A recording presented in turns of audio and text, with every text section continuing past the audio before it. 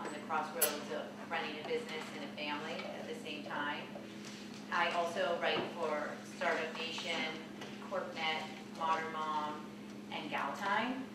So I'm around the web writing on mainly issues of starting a business and having a family and being a mom and everything in between. But I get a really nice broad mix of meeting people through being a part of the small business world. And so I work with men and women alike and a lot on networking, because all of the contacts that I made and all the people that I work with, I met from social media and took it further. So somehow I just sort of fell into this little niche. So today I'm here to talk about taking those contacts and those people we talk with online and moving it into a more face-to-face or in real life relationship. So I have my coffee cup up here, and the point of that is, I think as small business people, writers, social media, I hate to use the word expert, but people that reside in the social media space and work a lot behind our laptops, we tend to either be at home or coffee shops and sort of typing away behind our screens. And while that's great, and I love that and do that a lot, we just can't have coffee by ourselves all the time. We have to actually network and move it beyond our machines. And I think that it's a pitfall for all of us, myself included. We get really comfortable behind our keyboards, and how do we move that networking further? So that's the point of today. This is a little finicky, so we need to find a coffee drinking buddy or two. And what I mean by that is, we cannot be alone. We have to find either a colleague or a mentee or a mentor or a mastermind group or all of the above. And it's really great, with the web and all the various social media outlets, Twitter, Facebook, LinkedIn, Pinterest.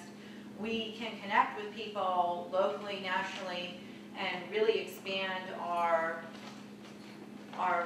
outreach and our networks and our sort of circle. And if you strategically do that, you can move that along a little bit further for yourself. So I want today to be informal discussion. I don't know, raise your hand if I'm not making sense, or if you want to contribute or ask a question. So, and I have a question for you. Who is your favorite person you follow on Twitter, and why? And the reason why I have Kourtney Kardashian up here is, years ago, when I first got on Twitter, I just followed celebrities, Kourtney being one of them, and I actually sort of left Twitter for a while because it didn't make sense to me. I was just sort of following these people, and I had to come back to it and understand how I could use it to my benefit. So who follows someone exciting that they like? Anybody? I like Paul Krugman. Who? Paul Krugman. Paul. Anybody else? And why do you like following him? Because it's Fed. Like if the Fed announces something, he's responding immediately to Right. the announcement.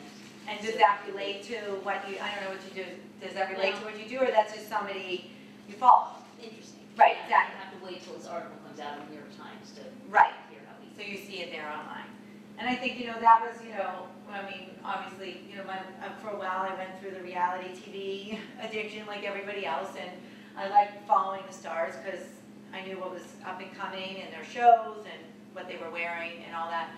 But I soon realized that it had to be a little bit more than following that. And then, in the words of Janet Jackson, like, what have they done for you lately? So that's, a little bit of the point of just following people that we find interesting and we want to keep up on. That's definitely a point of it. Of course, I love to follow all the news outlets and I want to know what's happening, but there's also talking back and forth that's going on. And that's the point of being on social media, is engaging back and forth. So I want to say, maybe about 4.5 years ago, I was on Twitter, and then I just abandoned it for that reason, because there wasn't any connection going on. And then when I came back, I made a conscious effort to chat and move it further. So, and the point of that is, you don't want to try and paddle upstream alone because it's hard. We're at an outrageous benefit by having the social media outlets available to us, like I said earlier, being able to connect nationally and locally and find people to work alongside with and with us and help us promote our business, and we can help promote theirs, and we don't have to do it all alone. So engaging further is a great idea.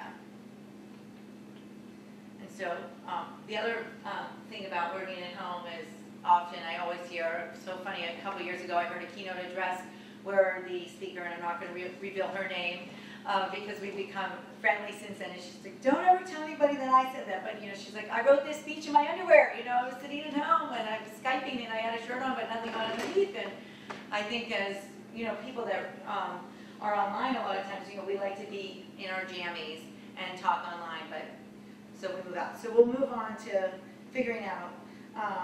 So have any of you strategically found contacts on social media and want to share a way that you used? All right, go ahead. Well, I'm a recent grad, and so recently I went on LinkedIn and tried to find a lot of Pittsburgh networking groups. And from there, I would contact those people on a more personal basis. Yeah, that LinkedIn, which I have down there, the groups are a great way. And another thing about LinkedIn groups is a lot of them have those discussions where you can insert whether it's something you wrote or something that somebody that you follow wrote that you found interesting. I've had a lot of success in meeting people in posting a discussion in that group and saying, hey, I wrote this piece, or this came across my computer, and it opened up dialogue that then led to further relationships. So that's great. So what did you graduate in? Magazine journalism. I just moved back to this geographical area, so trying to branch out a little. Right. That's great. Anybody else? I follow a lot of technology news, and frequently if there's an article that I like, I'll see if the author has a Twitter.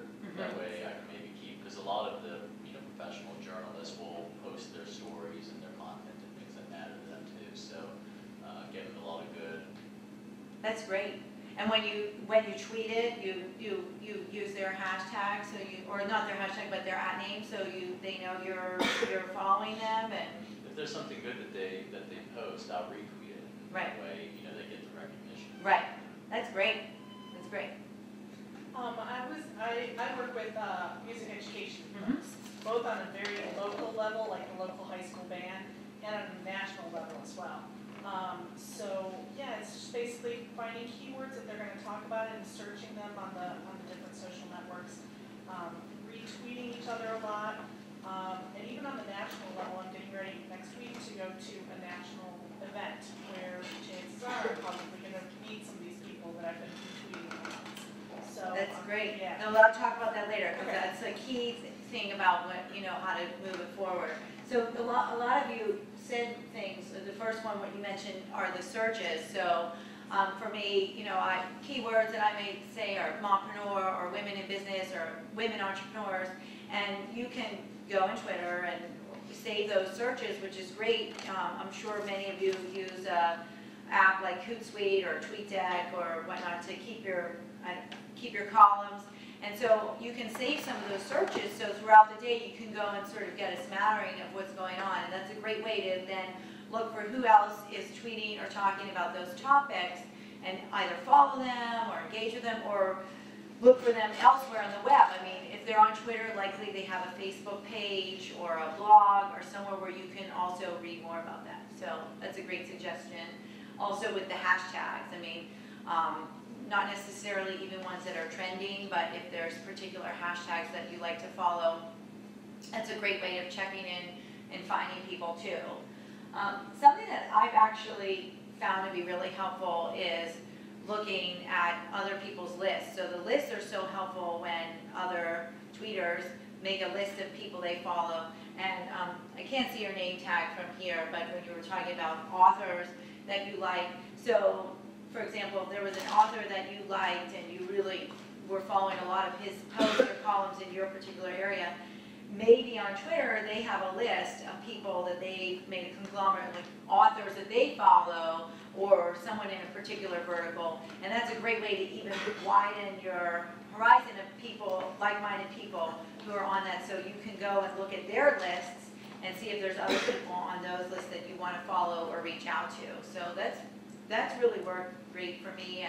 And the other thing is when you're added to a list. So often you can be added to a list. Often I'll get a notification you've been added to this list.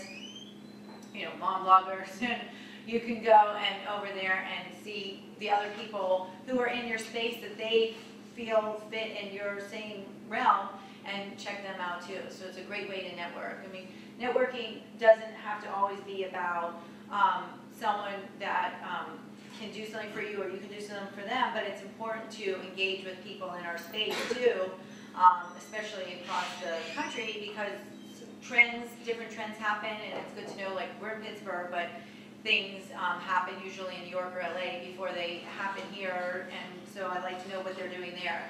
So it's good to keep an eye on the lists. Other thing are the Facebook groups. So not just liking pages, but a lot of people have private Facebook groups that they'll invite you to be a part of. And originally, when that first started happening to me, I was thinking, you know what? This is too many groups and notifications and whatnot to keep up with. But as I started to engage in them, it really became a great close-knit group and a different level of engaging than on Twitter, because it doesn't have to be 140 characters, and it can be a little more conversational, kind of like what happens in LinkedIn in the groups. So the Facebook groups, I know you have to be invited, but I think that that's another benefit of reaching out to people in your space. You can say to them, oh, maybe we should form a group, or maybe there is a group. So I actually, maybe about a month and a half ago, got invited to be a part of a group of Shark Tank inventors on Facebook, and it's been great for me because I should have mentioned earlier, I also have a product that I'm launching, but I write a lot about entrepreneurs, and they all want to have their stories covered, and it's been a great network where I'm able to interview them and feature them, and they're able to get publicity and PR on the other end, so it really has worked both ways. So that's great. I don't know if anybody else here is in direct sales or independent sales, but I know there's a ton of independent sales type groups, people that sell, Scentsy and candles and Stella and Dot and the kitchen stuff, but I know they have a group together. There's one, I think, here in Allegheny County and Westmoreland County, where they arrange for the different fairs and try and have the vendor from each one there and really piggyback off of each other, so that's great. So those are just some of my ways that I strategically find people, and before I start talking about, what we mentioned earlier, like then putting it live in person, are there any questions or anything that anybody wants to add? Yeah, do some people follow you on Twitter just to advertise themselves? Because I get these followers and I get all excited, like, oh, somebody's following me, and then I look at them and it's like they're trying to sell me something. Yeah, I mean, I think that's the case with, not just Twitter, all the mediums, and that sort of goes back to what I was saying earlier along the same lines. So you can follow a lot of people that you really want to know what they're doing, and there's no back and forth, and the same thing with those kind of people. And those tend to be the people that they can follow me, but I just sort of ignore their requests. If it's not going to be any true engagement where it's back and forth and it's real, well then they're just spamming you, and there's no reason to even just take it any further. I wouldn't follow them back or anything like that. Yeah, to add to that, I just started using Twitter last year, and so I got confused because I started getting all these strange followers, and some of them looked like they were robots, others looked like they were not robots, but they were just doing some kind of keyword search and noticing that I was talking about, I don't know, chess or something, and then deciding to follow me just so that I would do something with them, and I think she said. So, Right, it's kind of weird out there. You can block them, right? Exactly, you can block them. Or can you ignore them if you're not doing anything? Right, I think just this week I had some posts where I posted some interview that I had, and immediately thereafter I got a bunch of tweets like, oh, if you write about that, follow us and share our product or enter our giveaway, saying, you know, and I just, Yeah. they're not reading my posts, they're not leaving a comment, they're not enjoying what I'm writing, they're just picking up on 1 or 2 words that I had in my tweet and send me back. So, yeah, I mean, I think the blocking is your preference, but I tend to agree, just sort of ignore it Another thing you and can don't do- respond. I'm sorry? Yeah, another thing you can do is keep track of who adds you and drops you, and you can see that some of these bots, they come and they follow you for a while and they notice that you're not doing anything, so they disappear. Right. And I think also some of the bots, they end up getting caught, or their accounts, you know, get shut down, because you can report them on Twitter you can report for spamming, and I think sometimes they get enough complaints that they shut an account down. So exactly, there's a couple vehicles that you can track who's following you and who's dropped you, and offhand I don't remember the names because I don't use them, but you can Google that, and there's all kinds of apps that you can type your hashtag in. But I always agree, like, just ignore them, and eventually, like, they go away if you don't have any engagement with them. Anything else? So now you have all these fun social media people that you talk with. So how do you talk, you know, get to them in real life? How do you move it forward? Of course, well, you have to get out of your pajamas first is usually the big thing. And second, like you're saying, you're going to a national event, and you know it's great to start out with a local event. You can go right to a national event. But the nice thing about events are, if you're talking to people and you see they're talking about a particular event, well, that's a great jumping off point to say, oh, all these writers that write about technology, they're all going to CES. Like, you know, I should go to CES. Or everybody in Pittsburgh was talking about Podcamp. So you can follow the different events that they're talking about and, you know, see if you want to go. A good thing about it is to then reach out to the people that you've been talking with online and say, hey, are you going to this event? I'm thinking about going. Have you been before? Have you had any experience? What's good? What's bad? You know, what are your plans for you know, what day are you going? What day are you coming back? If it's a national event or a local event, you know, are you staying the whole day? It's nice to get a feel for the people who you've been networking with, if they're actually going to be there. And if it's a fairly large event, you want to arrange to meet up with them, because I just got back from a conference with 5,000 people, and if I didn't make a set plan, you know, to meet up with somebody, it just didn't everybody was just crossing, you know, like star-crossed lovers. Nobody could find anybody. So that's one thing. You want to definitely reach out and make sure that the people that you want to connect with are going to be there. The other thing about, and that's like what I say, don't go rogue. So make sure people know you're going. Say, I'm going to go, I'm going to be there. I'd love to have coffee with you before the day starts, or sit with you at lunch, or possibly grab a session with you.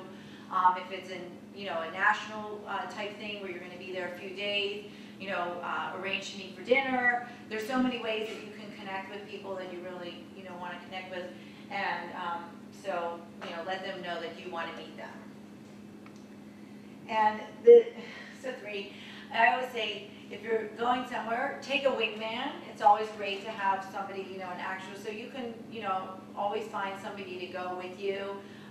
This is certainly really nice for out-of-town national type conferences, someone to either drive with or share a room with, cut the expenses in half with, and also when you're going somewhere, like for example with 5,000 people, it's good to have somebody there with you.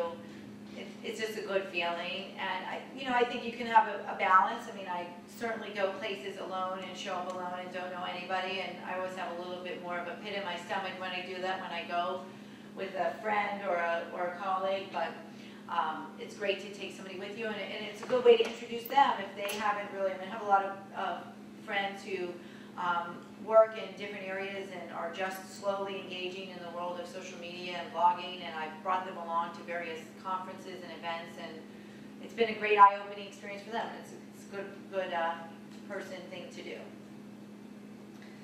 And so before you go, though, one thing to think about is you know, first of all, be yourself, and second of all, make sure you have something to say. So I think that's another pitfall, as I mentioned earlier, about us being at home. We're so used to sort of having this time to rewrite, edit, and think about what we want to say when we type it online. But we have to prepare for when we're going to meet people in person. So an exercise that I was doing at a conference, and actually the very first conference that I went to, they asked us all, they said, okay, let's take a break right at the beginning of the day, the first session, and we want everybody to sit here and work on their 2-minute like elevator pitch about what you do for when you introduce someone. And that was, I found it so hard. It was crossing things out and rewriting, and it was a great exercise, and I always do that now before I go. Like, what are the main points that I want to say about myself when I first meet somebody very quickly? And it's great to have something like that prepared. And, you know, be up on, you know, everything that there is to be up on in the vertical where you're going. If you're going to a technology conference or a music therapy conference or a political conference, you want to know, did you watch, you know, was there something major that happened that morning or in the last week? And who maybe some of your favorite columnists in that area are. You want to be prepared to start a conversation, ask questions, be asked questions. You want to be really knowledgeable. So that's just the prep part of going.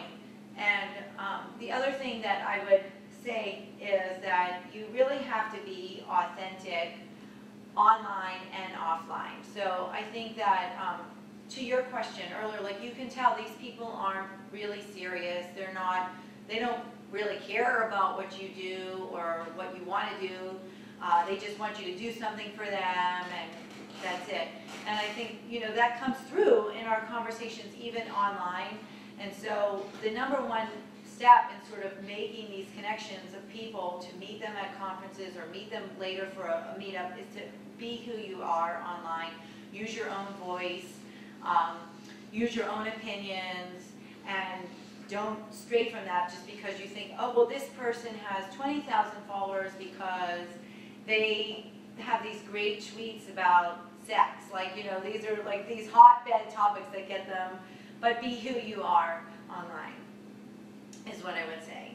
And so you could have a lot of meetups online and in person, and you could take it to the next level, but really the most important thing after that is the follow-up.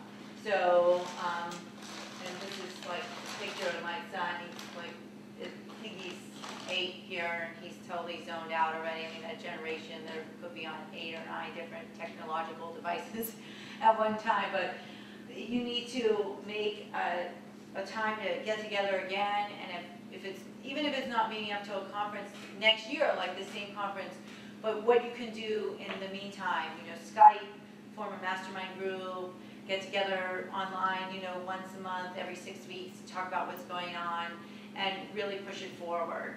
So it's really, I would sum it up as a 3-step process. You know, you get online, you look for the topics and the categories and the people that you want to engage with, and do that authentically. Then you put yourself out there, you're prepared, you go somewhere, you get in front of them and meet them, and then after that you stay in touch, you still keep it authentic, and you make plans to move the relationship further. So that's what I have to say about networking. A perfect example about that is there was somebody who I really wanted to work with in the inventing space, someone who does a lot of retail, pre-sale, and buying it. And, you know, we were tweeting a little bit, and I saw he was coming to Pittsburgh to speak at a conference, and I went. I said, I'll be there. And I spent the money for the one pass. I didn't buy the whole conference pass. It wasn't in my budget for that time, but I got the one pass to go to just his session. And of course I showed up 5 minutes early, and I sat down and prepping for him to talk. And he said, oh, I know who you are. You're back in your mom. I recognize you from your picture. And so he said, oh, let's, you know, chat after so I can hear about what you're doing. And of course I was thrilled, and we did. And since then, we've actually had several meetings. We've been at another conference together where we arranged to sort of move it further and engage and work together. And we have a fabulous working relationship now. And I just went out on a limb. Like I found him through the hashtags. I followed him through the hashtags. I talked to him online. I went to the conference, and the rest is history.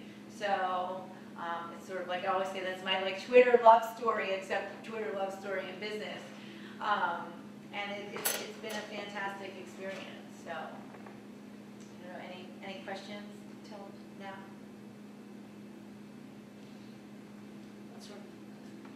So what did you say in your first tweet to, if you're following somebody new, did you explain why you've chosen to follow them, or? No, I think that's a great question. That's a really good question. I think that I do, like what you were saying, initially if someone's piquing my interest, or, I really want to get to know them, I do a lot of background, maybe probably more so. I'm also one of these very compulsive, I have to read everything people. So I would read their stuff, and if I really like it, I would retweet it with a comment. So, just, a very quick comment. So something like, must read for all inventors, and cite their piece with their name. And, you may want to do that a few times until you get on their radar, and hopefully they follow you back. And then you look for the other mediums where they are, Facebook, LinkedIn, and I think after a few months of kind of back and, them noticing that you're retweeting them, another great piece is to leave a comment on their blog. So if they have a blog or something that they've written, if you leave a comment, it's a great place for them to write back to you and for it to start to be somewhat conversational. And then I think at that point you could maybe take, Twitter a little more conversational. So if you've commented on their blog and you've retweeted a few of their pieces, I think I probably said, so at so-and-so, what are your upcoming speaking engagements? Or I'd love to hear you live, or so where are you going to be? So, it's sort of I always say it's kind of like dating, you have this, maybe talk, well, they don't talk on the phone, but text somebody, I guess now, and then have a first date, second date, and, every bit is a little bit more. And I think you don't want to rush in and all at once, I want to see you live, I want to meet with you in person, but you want to build to it. So that's what I would recommend. How do you, you sound like you do a lot, right? So how do you prioritize? What do you have a routine? What works?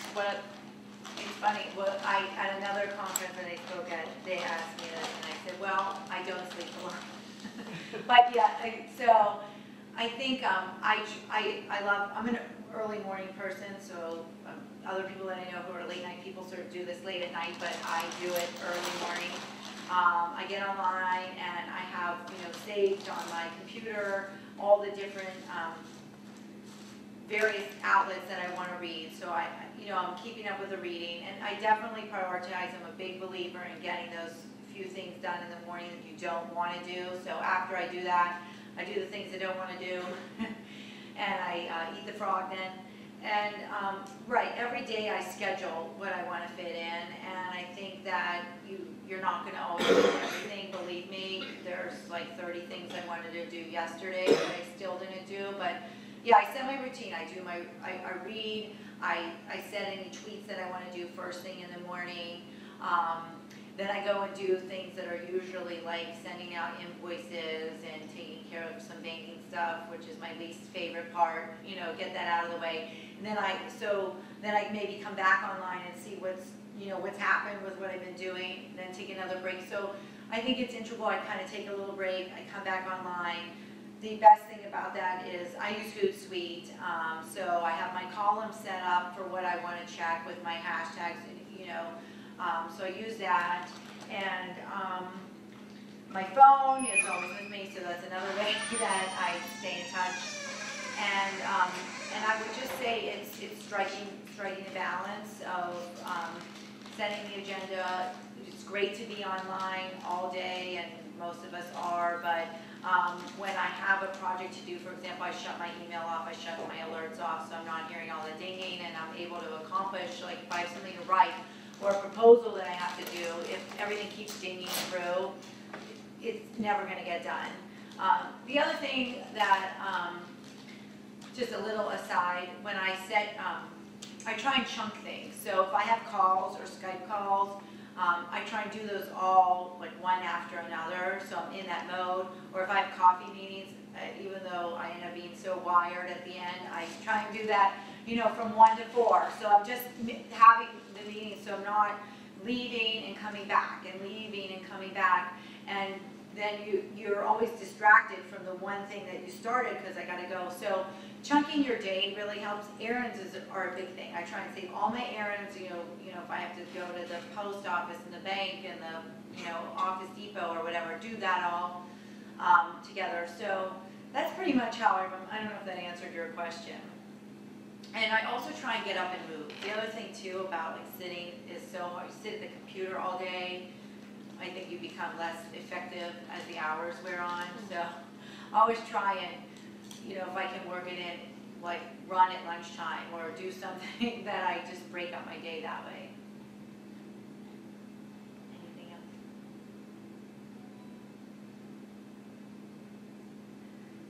I would say in August, this past August, Tori Johnson, she's on Good Morning America. She's the small business correspondent. She was in Pittsburgh for a one-day Women in Business seminar that I was a part of.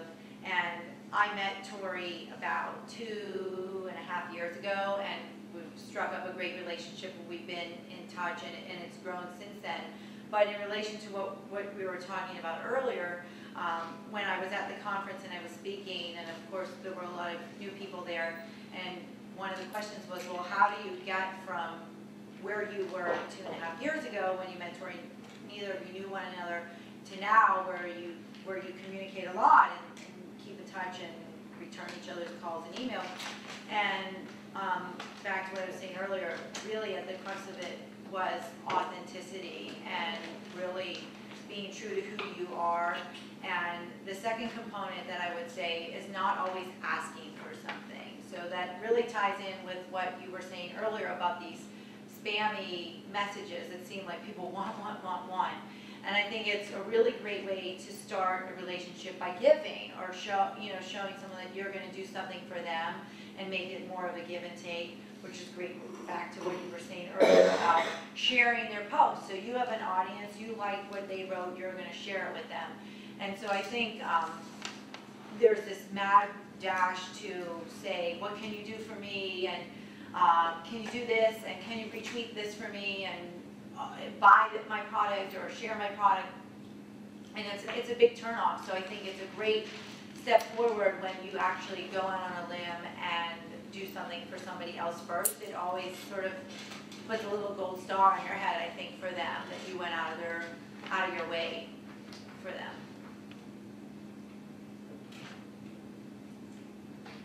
Yeah, I just wanted to speak to that a little bit.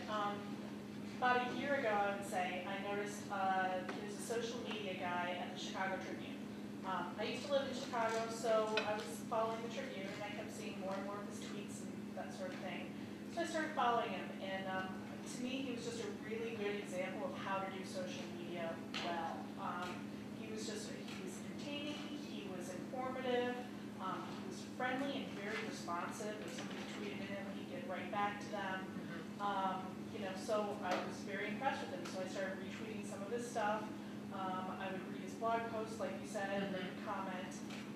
And after a few weeks of this, probably we had a very long Twitter direct message back and forth. Turns out he lived in Pittsburgh for a while.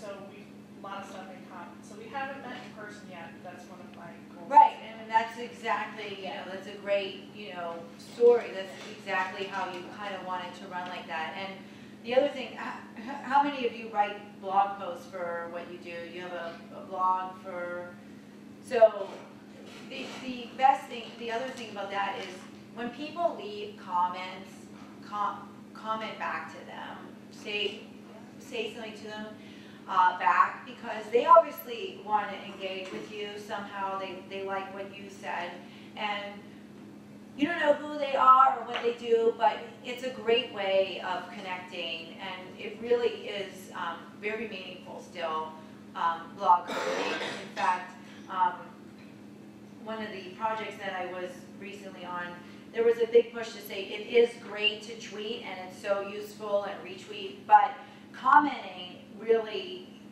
is a step above. It shows that you've, read it and you've, sort of taken it in and given your advice. So when someone takes the time to comment on your blog, definitely comment back, because that has a really great lasting effect. So it's good to meet all of you today, and I hope we can meet in person here in Pittsburgh. You can follow me on Twitter at @BackingGrooveMom, and also I'm on Facebook at @BackingGrooveMom. That's BackingGrooveMom. And I love to have sharing days on Twitter and Facebook where I just want people to share what they do. And so often I'll say, oh, today is sharing day, share your website, share what you do. And even if you're not a mom, moms are, the biggest consumers there are. So we may have a need for what you do. And so it's a great launching pad. So I'd love to see you there. No, I was just. Okay.